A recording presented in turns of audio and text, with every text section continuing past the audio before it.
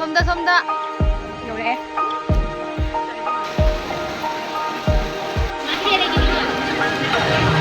Hi everyone, welcome back to my channel. Mayam ngasi video sidi ena Emanabi gi chakouba chapagi video oidoni.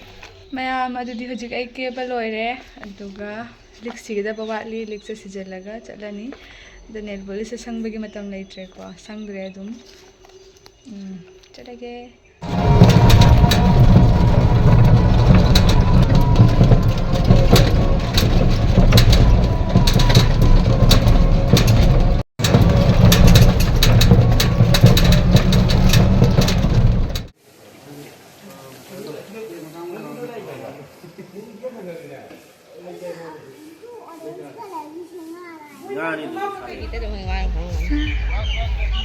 Mau pala ay mo.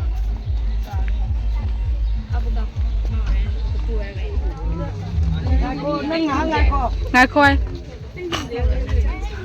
Anong namday ko lang ka?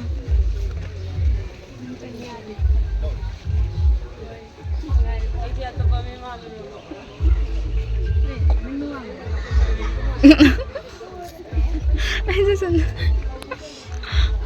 Yore eh. Nong ju salagta na video ka fajanam tanam hotre.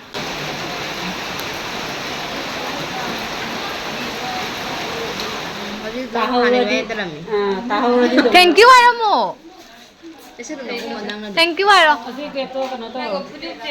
Thank you Aro. Speed up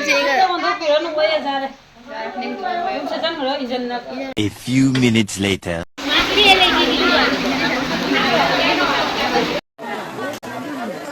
Oh my God!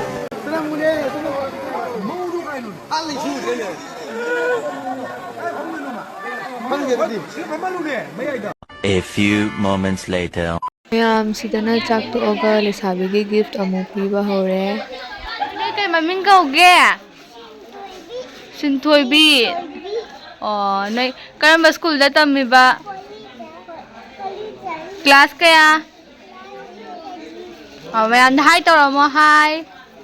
Hi mayam hi ro somda. Kali phang da bagi khong na le khoi. Oh, yang ai su da video nam. Sabigi phangakpa phi, ai phi se machu je yengsi.